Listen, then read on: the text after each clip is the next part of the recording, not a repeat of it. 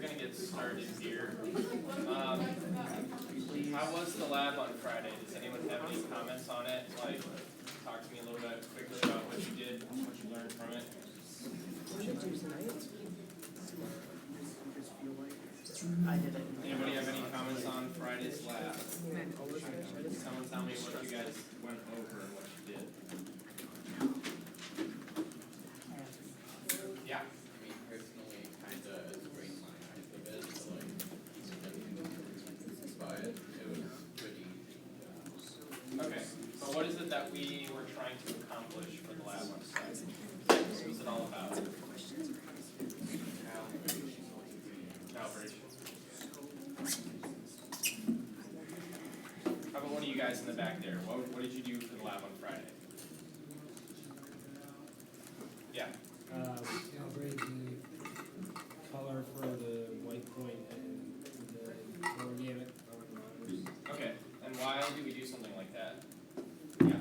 We did this to see like if it could affect like how our file sharing is, because say we send something to someone and we're like, oh, and they're like, oh, it looks a lot different. It gives more of like this vibe, but then the other person sees it, it's a lot warmer in appearance. Like, oh, it gives off this vibe, so it could change how appearances of our work varies computer devices. Right. Yeah. If your screen isn't calibrated, then when you get something to look at in terms of an image, it might end up looking different.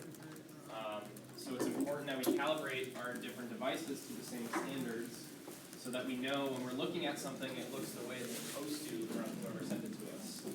And there's just something I'll mention about the lab that you did on Friday. That calibration that you did on the Mac is not a fully scientific calibration. The way we actually do calibration is we have a small device that we actually place on the screen to measure the color that's off of it. And using that, we can actually change the way that the display operates in order to create the correct colors. So what you did on the Mac was actually a close calibration, something that can get in the ballpark of where you need to be for the correct colors on your display.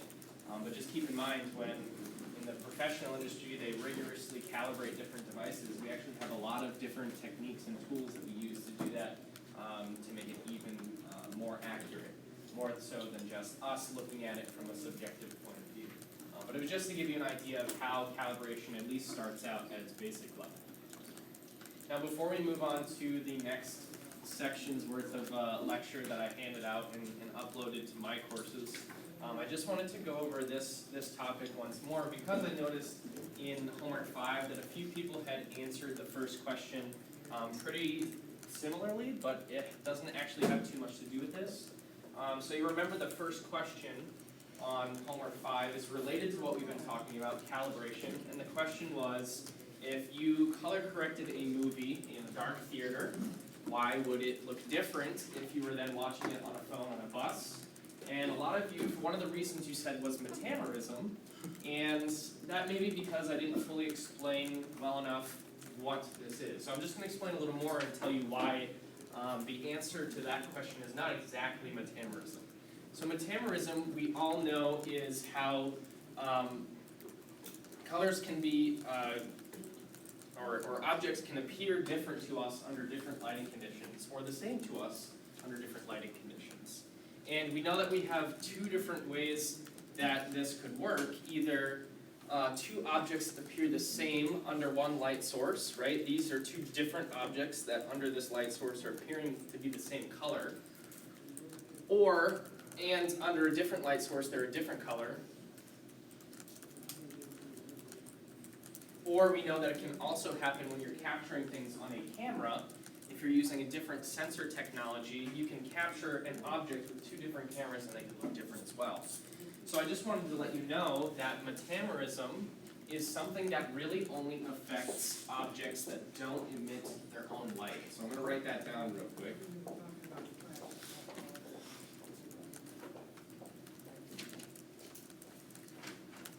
For things that don't emit light. Right? Because what's happening here is we know that the object we are looking at has a particular characteristic. It reflects certain colors of light, but maybe not others, right? So a red object will reflect a lot of red light, but not a lot of blue or green light, if that is shown on it.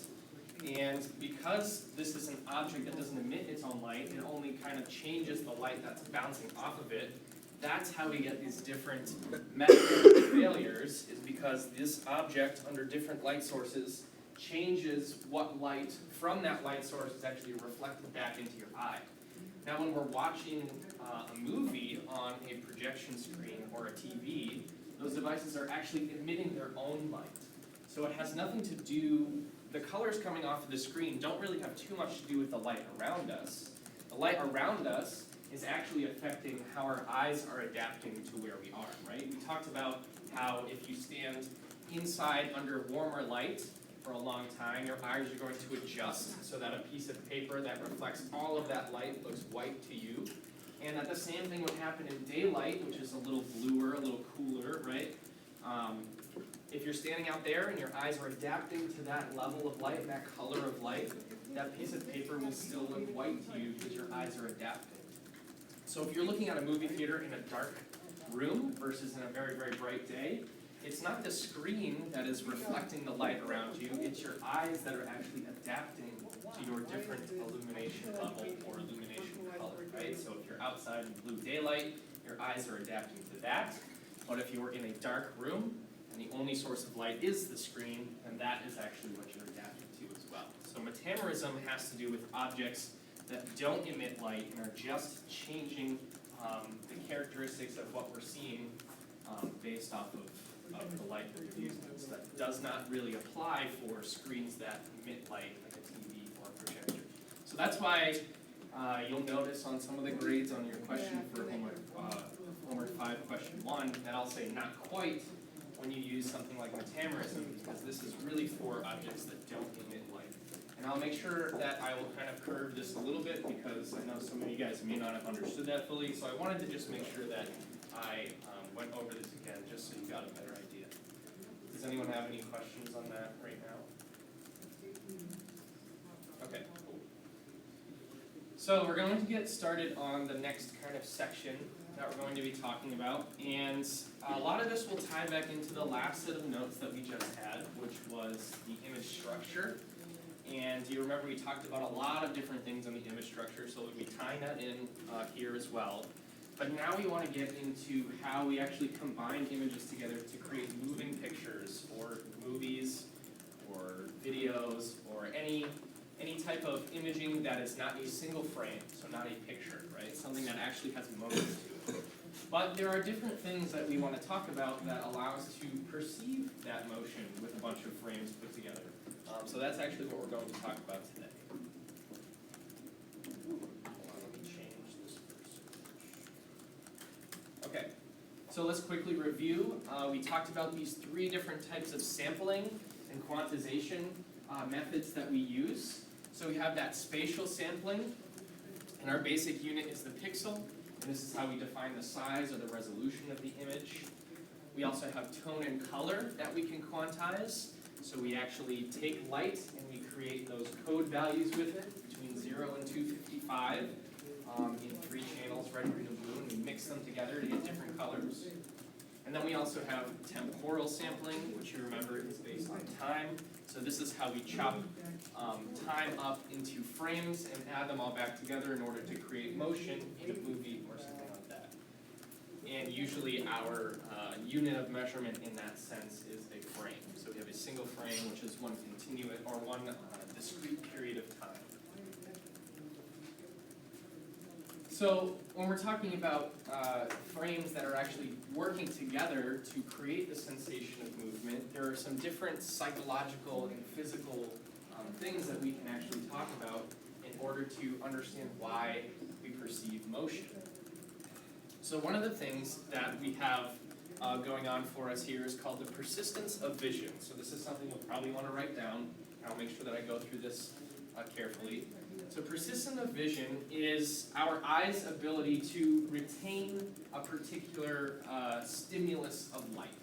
So here's an example. Has anyone ever been, like let's say it's the early morning, you just woke up, and you walk into the bathroom, the lights are still off, it's very dark, and your mom comes in and switches the light on really, really quickly, and you close your eyes because it's super bright, but you can still see that like image of your bathroom for like a hot second, like on your eyes, right? Does anyone know what I'm talking about?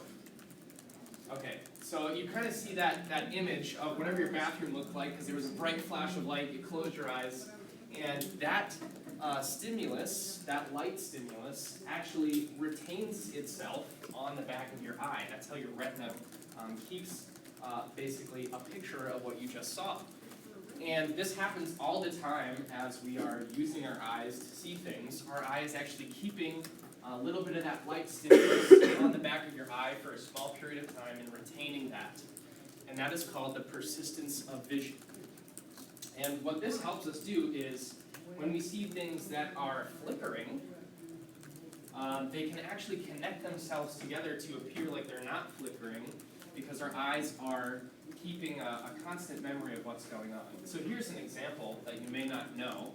The lights above us are fluorescent lights, and they actually operate on a particular frequency, right? So the lights are actually getting brighter and darker over time, but it's happening so fast that our eyes are actually retaining the brighter parts and remembering the bright parts and just kind of piecing them together. So our eyes only actually see the lights at their brightest state, and it's very, very consistent.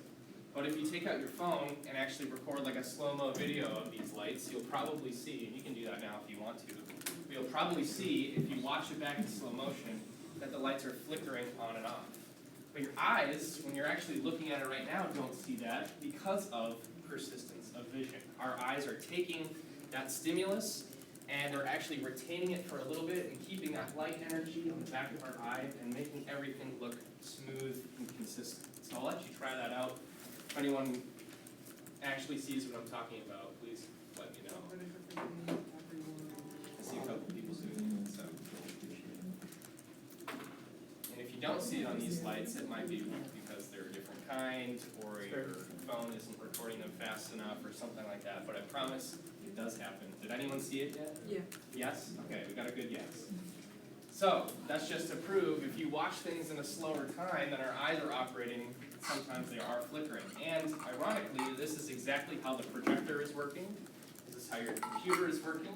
This is how film projectors work. Everything actually has a frequency of which it is flashing light at you, but we don't see that flashing because our eyes are piecing together only the brightest parts of it and retaining that information on the back of our eye. So kind of combining all of those bright and darks together into something constant is known as flicker fusion. And how you can remember that is we're fusing the flicker